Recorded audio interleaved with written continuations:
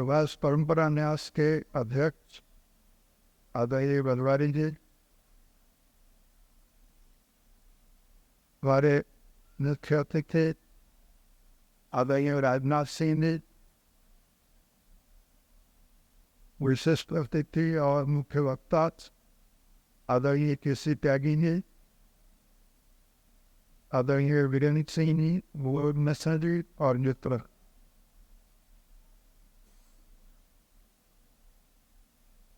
यह 15वां प्रभास प्रसंग है।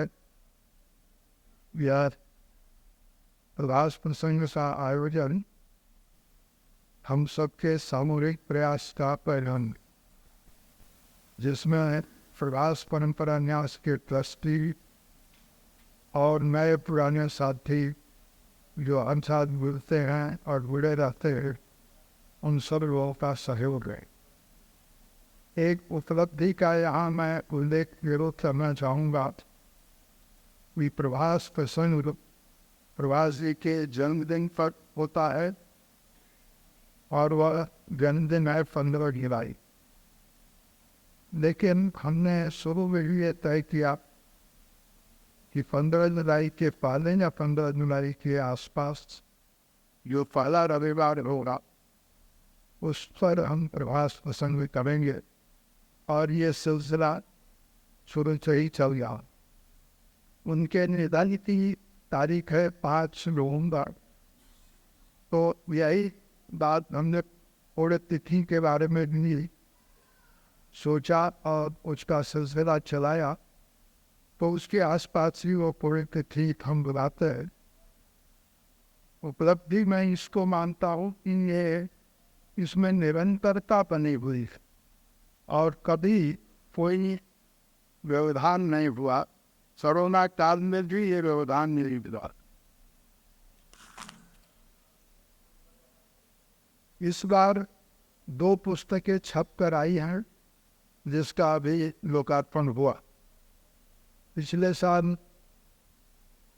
चित्तौड़ में हम लोगों ने चित्तौड़गढ़ में जो मेवाड़ विश्वविद्यालय है वहाँ प्रवास प्रसंग रखा था, और इसलिए रखा था क्योंकि मेवाड़ विश्वविद्यालय में प्रभास जी ने अशोक गढ़िया जी को ये सलाह दी थी कि लोक देवताओं का एक संग्रहालय आपको बनाना चाहिए। और बहुत सारे लोगों को याद होगा कि प्रभास जी हरियाणा के मुख्यमंत्री को, राजस्थान के मुख्यमंत्री को और तमाम मुख्यमंत्रियों को उनसे उनकी बातचीत होती थी, जो उनके पास आते थे या उनके पास हो जाते थे, तो उनको वो सलाह देते थे कि और सब तो ठीक है, लोक कला और लोक देवताओं के बारे में भी आप लोगों को कुछ उसके संग्रहालय का सोचना चाहिए। तो मेवाड़ विश्वविद्यालय ने इस पर पहल की और महात्मा गांधी की स्मृति में प्रभास जी की प्रेरणा से वहाँ एक लोक देवताओं का संग्रहालय बना। और इसीलिए पिछले साल हम लोगों ने सोचा कि 2 आयोजन एक साथ हो, इसके बजाय अच्छा है कि हम मेवाड़ विश्वविद्यालय ही जाए और यहाँ से सब लोग गए। अब ये जो मैं बताना चाहता था कि वहाँ पर विनोबा दर्शन नाम की पुस्तक का लोकार्पण हुआ। विनोबा दर्शन वो पुस्तक है जो 1960 में प्रभास जी ने विनोबा जी की पदयात्रा रोज रोज रिपोर्टिंग की, और विनोबा जी 39 दिन इंदौर में थे। उन 39 दिनों में रात 2:30-3 बजे प्रभास जी वहाँ पहुँच जाते थे जहाँ विनोबा जी होते थे, और सुबह जब उनकी पदयात्रा शुरू होती थी तो पदयात्रा के साथ साथ चलते थे। पदयात्रा जब शाम को समाप्त होती थी तो अपने दफ्तर आते थे नई दुनिया के, और हाथ पर जो कुछ विनोबा जी का कहा हुआ लिख लिया है, उनकी याददाश्त बहुत जबरदस्त थी, तो उनको ज़्यादा कुछ लिखने की जरूरत नहीं पड़ती थी, परंतु वो 4 पेज रोज निकालते थे। और वो जो 4 पेज निकालते थे, उन 4 पेजों को जब रमाशंकर जी उनकी ज्यूरी पर काम कर रहे थे तब हमने प्राप्त किया था, और हमारे कबाड़ खाने में वो फाइन पड़ी थी। हमने पिछले साल मनोज जी को दिया और हमने कहा कि आप देखिए इसकी क्या किताब बन सकती है, तो इन्होंने मेहनत से बनाई। और इसी तरह से वाजी जी और जो किताबें आई हैं उसके अलावा वो फाइल मेरे पास उनके लेखों की कतरन हम रखते थे, वो थी।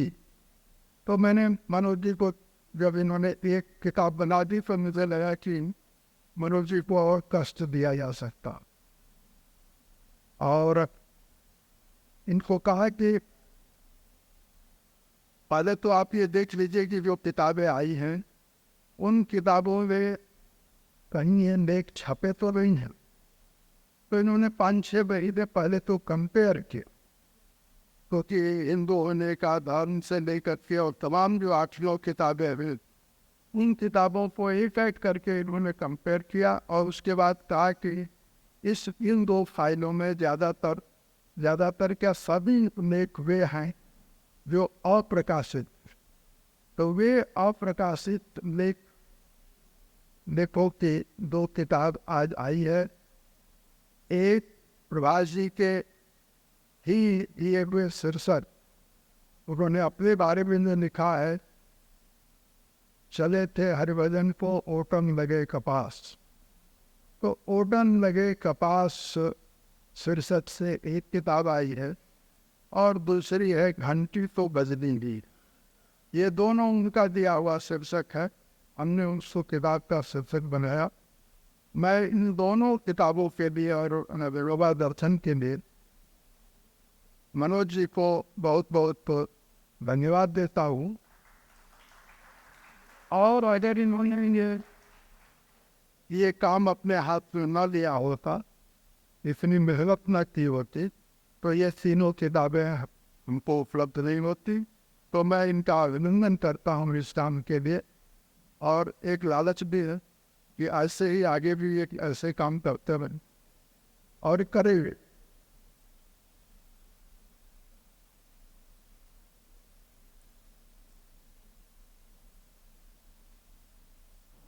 ये तीनों किताबें और प्रभास जी की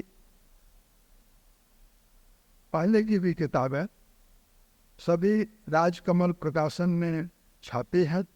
आमोद जी अभी लोकार्पण के साथ थे, अशोक माहेश्वरी जी के सुपुत्र हैं, और मैं राजकमल प्रकाशन के प्रति आभारी हूँ कि हम लोगों के प्रभास जी के रहते जो राजकमल से हमारा संबंध और संपर्क बना, वो चल रहा और वो चलता रहे। प्रभास जी की प्रभास परंपरा न्यास को प्रभास जोशी जैसा महान पत्रकार का पोस्टमैन है। प्रभास परंपरा, मैं इस वाक्य को फिर बनाना चाहता हूँ, प्रभास परंपरा न्यास महान पत्रकार प्रभास जोशी का पोस्टमैन। प्रभास जोशी का आप तक पहुँचे, यही हमारी भूमिका है। और किसने ये किताबें जो आई है, मैं चाहूँगा और मैं ये निवेदन भी करूँगा कि इसको अधिक से अधिक संख्या में पत्रकार, होने वाले पत्रकार और हिंदी के पाठक इसको पढ़े, क्योंकि प्रभास जी के लिखे से परिचित होना जरूरी है आज के समय में। और रक्षा मंत्री राजनाथ सिंह जी इस बार हमारे मुख्य अतिथि हैं, मैं मानता हूँ, और विशिष्ट अतिथि आदरणीय केसी त्यागी जी हैं। राजनाथ सिंह जी स्वयं यहाँ पर रह सकते होते तो उनको सुनना आनंद की बात होती, लेकिन अचानक वे अस्वस्थ हो गए हैं। और ये बात 10 जुलाई की है, वैसे 10 जुलाई उनका जन्मदिन होता है, जन्मदिन वो मनाते नहीं हैं, लेकिन जब लोग आ जाते हैं तो जन्मदिन में वो पड़ता। तो लोग आए और उस जन्मदिन के सिलसिले में उनको जो चुनाव के दौरान चोट लगी थी पीठ हुए, उसका दर्द बढ़ा, हॉस्पिटल गए, हॉस्पिटल से घर आ गए हैं, लेकिन डॉक्टरों की सलाह है और एम्स के डॉक्टरों की सलाह है कि अभी बेड रेस्ट उनको करना। तो उनका भाषण उनमें छपवाया है, बहुत मन से उन्होंने भाषण लिखा है, वो आपको मिलेगा। मैं उसके खास खास हिस्सों को पढ़ना यहाँ ज़रूरी समझता हूँ और ये भी आपको कहूँगा कि पूरा भाषण पढ़ना और सुनना दोनों हमारे लिए भी और आपके लिए भी विभाव होगा, तो मैं ये नहीं करूँगा। मैं कुछ हिस्सा जो मैंने देख लिया है इसको सुबह आज, और उसको कुछ हिस्से हम पढ़ करके आपको सुनाएंगे। उससे पहले मैं दो एक बातें और कहना चाहता हूँ। हेमंत जी आइए। हमें आदरणीय किसी त्यागी को पूरा समय देना चाहिए। आज दलीय राजनीति में जो पहली कतार के नेता हैं और अत्यंत सक्रिय हैं, उनमें एक त्यागी जी, और ये नाम केस त्यागी नहीं,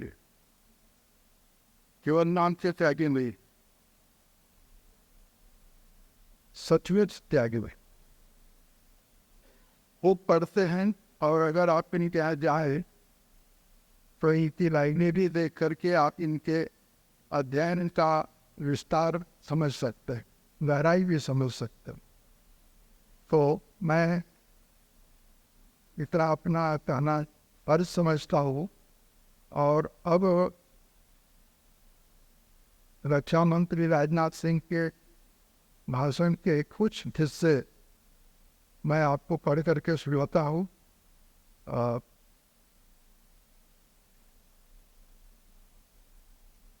उन्होंने जिस तरह से शुरुआत की है वही मुझे भी करना चाहिए। उन्होंने लिखा है कि नमस्कार, मैं हिंदी पत्रकारिता के शिखर पुरुष प्रभास जोशी जी की स्मृति में आयोजित इस प्रभास प्रसंग व्याख्यानमाला में मुझे आप लोगों के बीच आकर संबोधन करना था, मगर कुछ अपरिहार्य कारणों के चलते मेरा आप लोगों के बीच पहुंचना संभव नहीं हो पाया है। इसके लिए मैं क्षमा प्राप्त हुई। इसलिए मैं अपनी बात को लिखित रूप में आप तक पहुंचा रहा हूँ। सबसे पहले मैं प्रभास जी की स्मृति को प्रणाम करता हूँ। यह बड़ा सुखद संयोग है कि इन 15 वर्षों में मैं दूसरी बार आ रहा हूँ। प्रभास जी की याद में आयोजन और लोकतंत्र में संसदीय मर्यादा यह विषय किसी ने सोचा नहीं होगा, पर प्रभास जोशी, लोकतंत्र और संसदीय मर्यादा, ये तीनों एक दूसरे से जुड़े शब्द हैं। तीनों का अन्योन्यासन संबंध है और आज के दौर में इन तीनों की सख्त जरूरत। बहुत अधिक हिस्सा कई पैरे छोड़कर मैं आगे बढ़ रहा हूँ। अब मैं आता हूँ आज के विषय पर। लोकतंत्र में संसदीय मर्यादा। पश्चिम में लोकतंत्र की अवधारणा की उत्पत्ति से शताब्दियों पहले भारत में जनतंत्र को गणतंत्र की विद्या में बदलने का आविष्कार कर लिया गया है। महाभारत के शांति पर्व में भीष्म पितामह जिस गणराज्य को चलाने की सीख युधिष्ठिर को दे रहे हैं, वही संसदीय मर्यादा की अपनी मौलिक अवधारणा। कई फन पैरा में छोड़कर फिर आगे बढ़ रहा हूँ। आज़ादी का अमृत महोत्सव हमने अभी मनाया। उससे एक बात दुनिया ने जाना कि भारत लोकतंत्र की जननी है। पहले हमें यह बताया जाता था और हम बिना विचारे मान लेते थे कि भारत को लोकतंत्र तो अंग्रेजों की देन है। आज भी ऐसे महान लोग मिल जाएंगे, महान की जगह बुद्ध भी कर सकते हैं। आज भी ऐसे महान लोग मिल जाएंगे जो इन धारणा से अभी स्वयं को अलग नहीं कर पाए थे। एक दिन ऐसा अवश्य आएगा जब ऐसे लोग अपनी भूल स्वीकार करेंगे। इस कथन के समर्थन में कई पैरे उन्होंने कई पेज और बहुत विस्तार से लिखा है, जो मैं कहूँगा कि आप ध्यान से जब आपको पुस्तिका मिले तो पढ़े।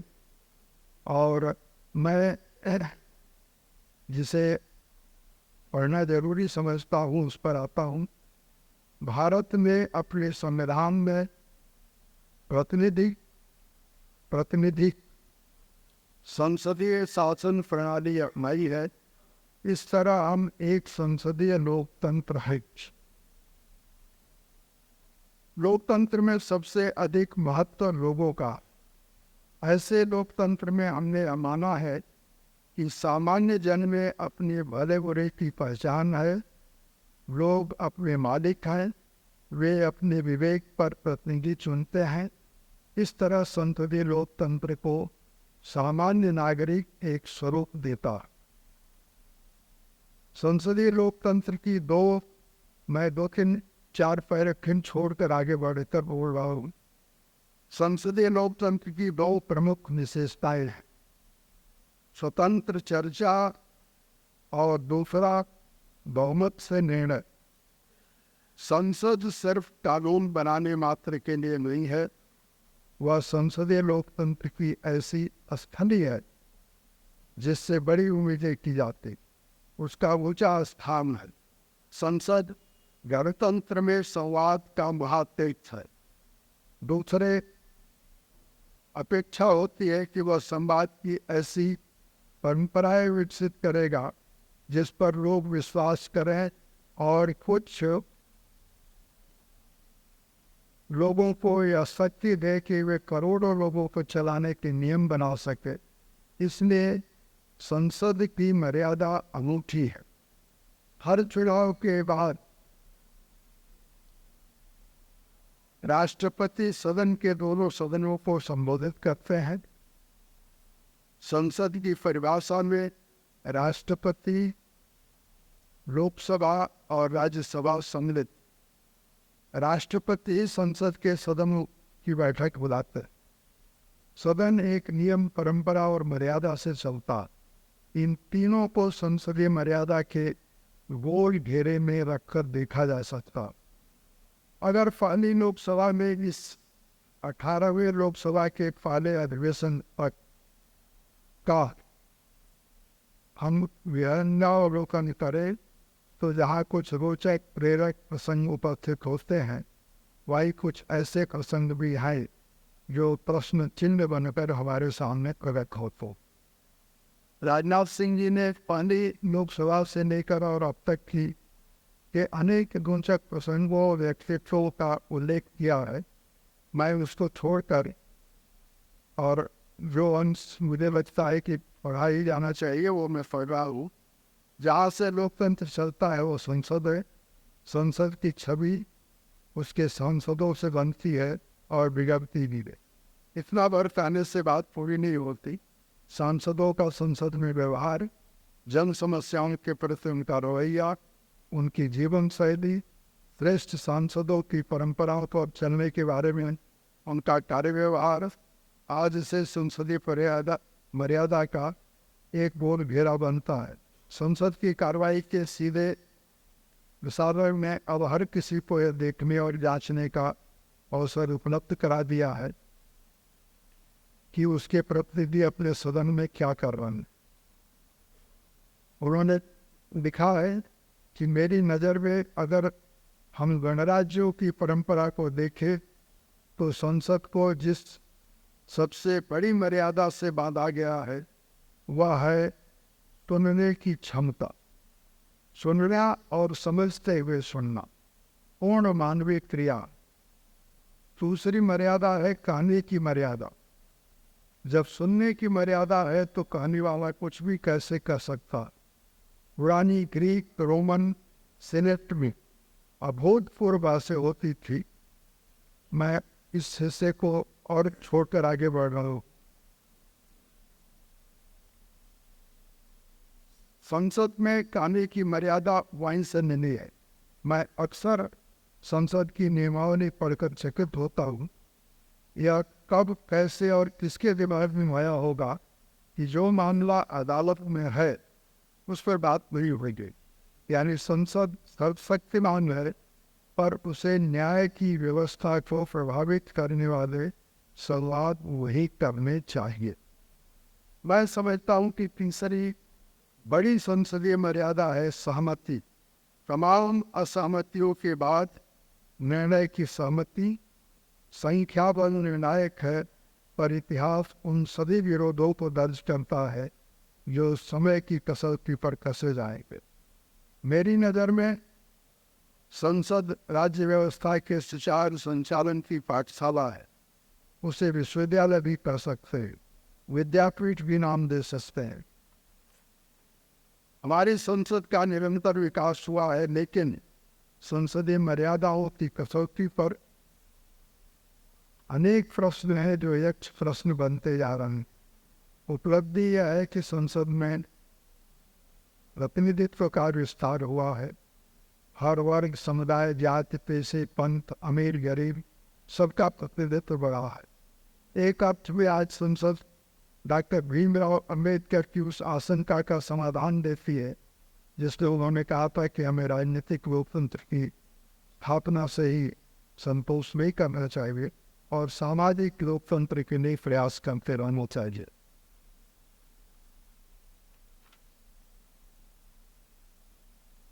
राजनाथ सिंह जी ने अपने भाषण में एक बहुत महत्वपूर्ण बात कही है। मैं उसको छोड़ रहा हूँ, लेकिन उसका उल्लेख पे वो करना चाहता हूँ कि संसद में इन्होंने लिखा है कि एक प्रश्नकाल होता है, और बल्कि संसद शुरू ही होती है प्रश्नकाल से, और प्रश्नकाल ही एकमात्र ऐसा समय है 1 घंटे का जिसमें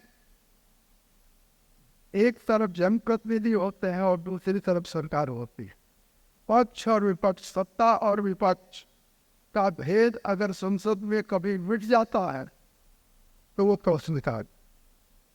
तो राजनाथ सिंह जी ने अपने भाषण में ये सवाल उठाया है कि इतना महत्वपूर्ण प्रश्नकाल जब संसद चलेगी तब तो होगा, और वो कहाँ चलने दी जा रही। कवि और गांधीवादी विचारक भवानी प्रसाद मिश्र ने अपनी एक कविता में उस समय के शासकों को, यानी जवाहरलाल नेहरू को, याद दिलाया कि रावी के तट पर आपने जो कस्में खाई उसे संसद में भुला दिया। मैं अक्सर इस बात से हैरान होता हूँ कि बहुत पहले हमने 1 सितंबर 1997 को लंबी चौड़ी शपथ ली थी, जिसमें और बातों के अलावा प्रश्नकाल को निर्विघ्न चलाए रखने का संकल्प भी था। क्यों नहीं संसद चलने दी जा रही है और क्यों वो संकल्प भुला दिया गया है, इन्होंने सवाल उठाया। संसदीय मर्यादा के टूटने से बार बार यह संदेह पैदा होता है कि क्या हमारी राजनीतिक संस्कृति में कोई बड़ा दोष आ गया है। यह संदेह नया नहीं है, बहुत पुराना। राजनीतिक संस्कृति को साफ सुथरा बनाने के प्रयास अनेक स्तरों पर होते रहे हैं और भविष्य में भी होंगे। यह निरंतर चलने वाली प्रक्रिया है। मैं और अंत में आता हूँ। अब तक यह मान्यता रही है कि संसद में ऐसा कोई विवाद नहीं खड़ा किया जाएगा जिससे देश का अहित होता है, विशेषकर विदेश नीति और राष्ट्रीय सुरक्षा से संबंधित विषयों पर। ऐसा पहली बार हो रहा है। ये राजनाथ सिंह भी कह रहा है कि देश की सुरक्षा से संबंधित अनर्गल बातें कही जा रही, सफेद झूठ बोला जा रहा है। लद्दाख को लेकर ऐसी टिप्पणियां की गई जिससे हमारी सेना का मनोबल गिरे। अग्निवीर पर बोला गया झूठ संसदीय मर्यादा को संसार करता।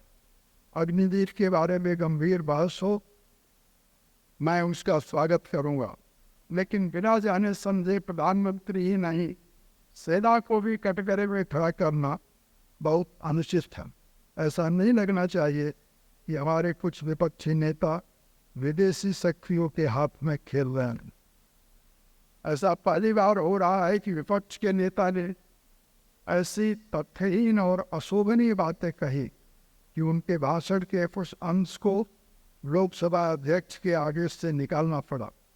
विपक्ष के नेता का दायित्व है कि वे उन श्रेष्ठ परंपराओं का निर्वाह करें जो हमारी संसदीय राजनीति में रही, लेकिन इस बार लोकसभा में प्रधानमंत्री के भाषण के दौरान विपक्ष पूरे समय नारेबाजी करता रहा, जबकि प्रधानमंत्री ने विपक्ष के नेता का भाषण ध्यान से सुना और वे पूरे समय उपस्थित। इस तरह राज्यसभा में प्रधानमंत्री के भाषण का विपक्ष ने बहिष्कार किया। इससे संसदीय मर्यादा और लोकतंत्र के बारे में चिंता होने लगी है, पर मैं आशावादी हूँ चीजें सुधरेंगी। यह लोकतंत्र है, आप नहीं सुधारना चाहें तो जनता सुधार देगी। रामचरितमानस के उत्तरकांड में राज्याभिषेक के बाद राजा रामचंद्र जी कहते हैं, सर्व सकल उर्जन मम बानी, कहूँ कछु ममता और आनु, नहीं अनीत नहीं कछ प्रभुताई, सुनो करही जो तुम्हारी सुहाई, जो अनित कछ कछु भाषो भाई तो मोई बरजऊ भई बिसराई। यह राम राज्य गणतंत्र ही तो था जहाँ स्वयं राम जनता से यह कह सकते थे कि आप स्वतंत्र हो, कुछ भी करो, मैं अनित करो तो रोक देना, कदाचित डरना नहीं। मर्यादा पुरुषोत्तम राम का यह संवाद अयोध्या की उस तत्कालीन संसद से रहा होगा जिसे राज्य की व्यवस्था चलाने के लिए राम को परामर्श देना होता था। कितना अद्भुत विश्वास रहा होगा राम को अपने उस गणतंत्र पर, क्या हम उन मूल्यों का शतांश भी पुनः स्थापित कर सकते हैं। यह है राजनाथ सिंह जी का भाषण और इसके कुछ अंश मैंने पढ़े। मैं अपनी बात पूरी करता हूँ।